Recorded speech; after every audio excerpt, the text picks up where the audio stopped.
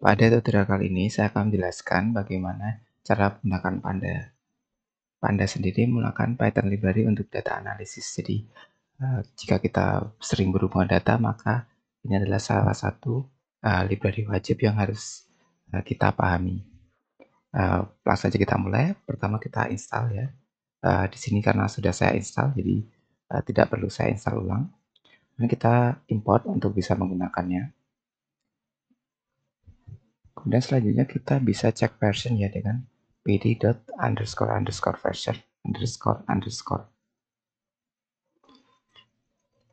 Kita jalankan juga. Misalnya pertama kita membuat data frame sederhana. Caranya seperti ini. Ini misalkan data kita.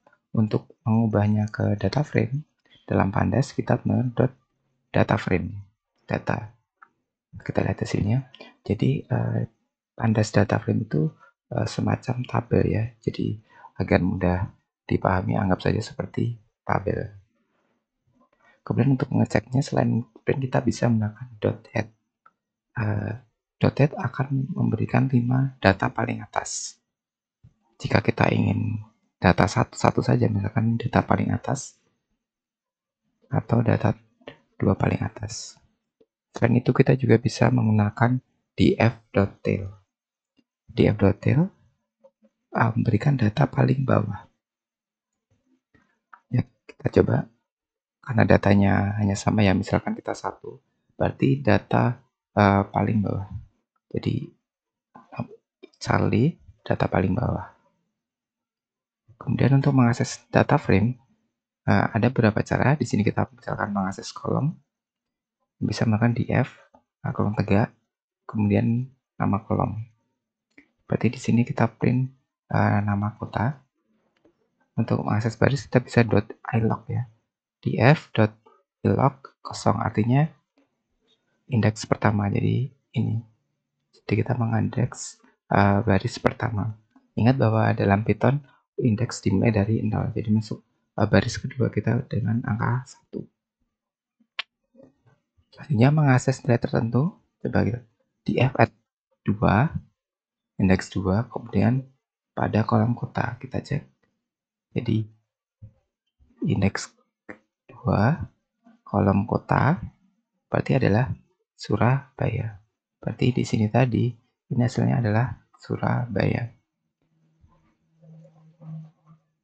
Selanjutnya operasi dasar pada Pandas. Kita ada coretan.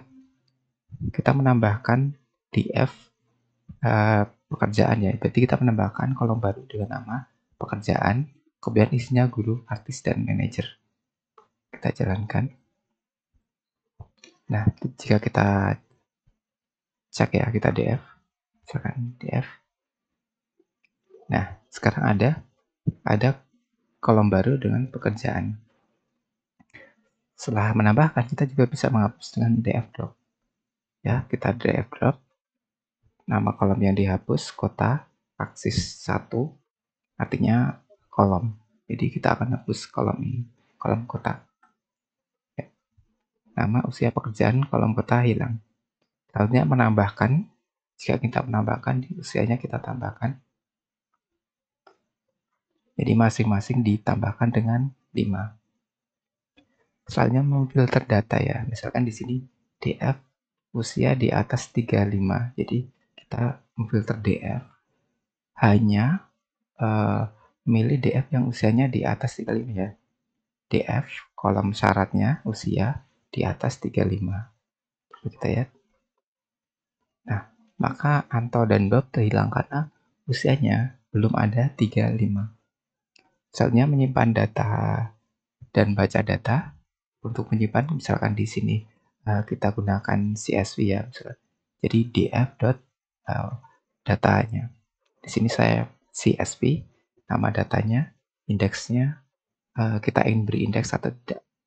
Di sini indeksnya saya hilangkan, misalkan indeks false. Jika kita enter maka akan muncul ya datanya. Nah, seperti ini. Selanjutnya untuk membaca, kita bisa membaca dengan read.csv ya, read_csv.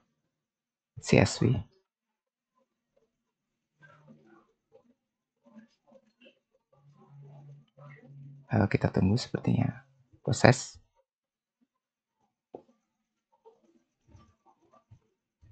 Kemudian kita membuat data frame dengan nilai kosong. Jadi di sini saya menambahkan import NumPy ya, untuk menambahkan data kosong. Karena saya ingin berinteraksi dengan data kosong, sama kita ubah ke data frame dulu. Kita lihat data asalnya, ya, data aslinya. Di usia ada NaN dan kota ada 0. Sekarang kita ingin pertama menghapus nilai kosong. Di f.dropNah. Nah, jika menggunakan dropNah maka nilai kosongnya akan terhapus. Jadi 1, next 1 hilang, dan 2 juga hilang. Jadi menghapus baris yang ada nilai kosongnya. Kemudian kita juga bisa mengisi nilai kosong.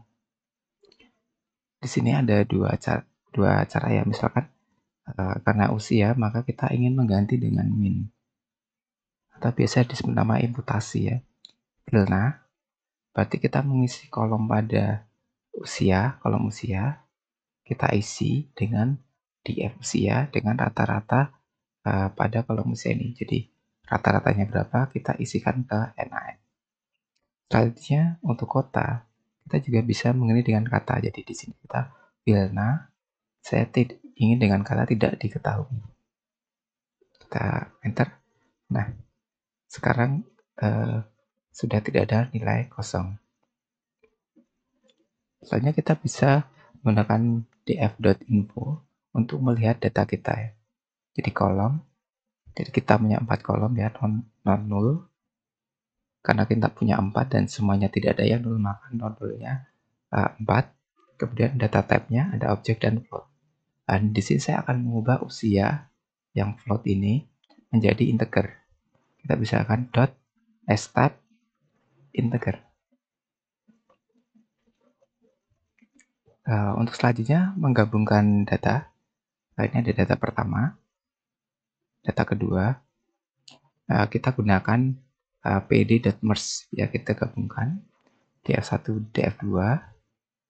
Kemudian on-nya ID berdasarkan kesamaan ID, out-nya inner artinya hanya yang cocok saja. Jadi ini 1 di data 2 tidak ada maka tidak dipakai. Yang ada 2 dan 3, 2 dan 3 maka yang muncul hanya 2 dan 3. Kita coba lihat. Nah, out-nya ID ya, inner artinya yang ada pada kedua tabel. Nah, misalkan kita lain, misalkan juga ada left ya, artinya semua pada tabel 1 dan yang cocok pada tabel 2. Kita coba. Nah, sekarang ketambahkan Anto karena kita menggunakan left. Untuk lebih lengkapnya kalian bisa cek pada dokumentasi dari Panda. Kemudian kita bisa mengelompokkan data. Di sini misalkan saya ingin membelikan jumlah ya, jumlah masing-masing kota. Jakarta ada 2, Bandung ada 2. Jumlahkan pada tiap kota, maka df.group by langsung nama kolom kota.sum, artinya kita jumlahkan pada tiap kota. Soalnya yang penting adalah manipulasi tanggal, karena data kita sering berhubungan dengan tanggal. Untuk membuat data frame dengan waktu, kita gunakan ini ya.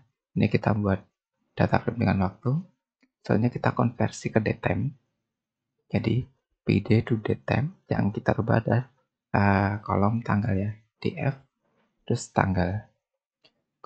Kemudian karena kita sudah ubah ke datetime ya, maka kita bisa menggunakan dt.mount untuk menambahkan kolom bulan.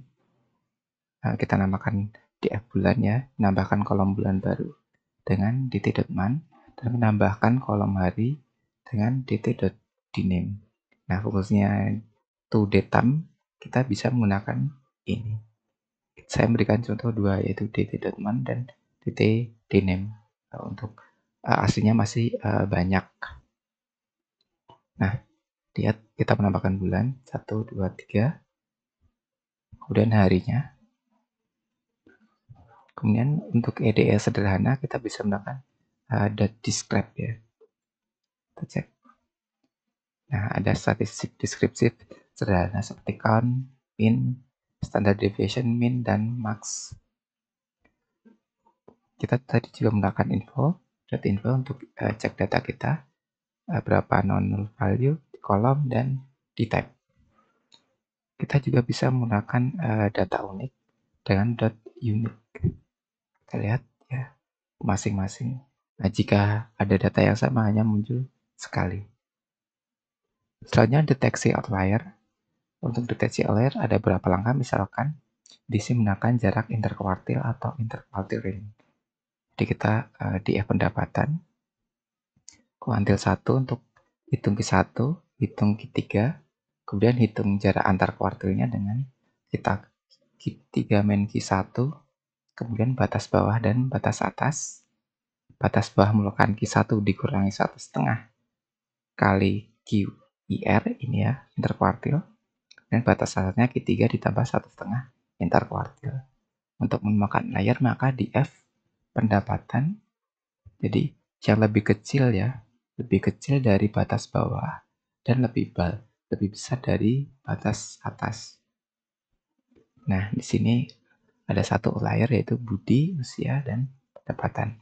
Itulah cara menghitung outlier. Kemudian untuk statistik dasar ada min, median, std. Untuk statistik tingkat lanjut mungkin yang kompleks, kita bisa menggunakan library lain. Kemudian kita juga bisa memvisualisasi data sederhana pada pandas dengan df.plotnya.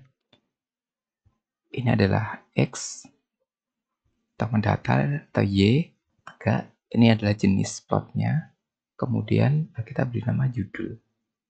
Jadi X, ini adalah X, kemudian ini adalah Y, kemudian kayaknya ada jenis, diagram batang, kemudian titelnya penjualan per kota. Nah, jadi pandas juga bisa membantu kita visualisasi. Namun untuk sebatas visualisasi sederhana, untuk visualisasi kompleks kita lebih baik menggunakan Matplotlib dan Seaborn. Begitulah tutorial pandas pada video kali ini. Jika ada yang ditanyakan, silakan tuliskan pada komentar.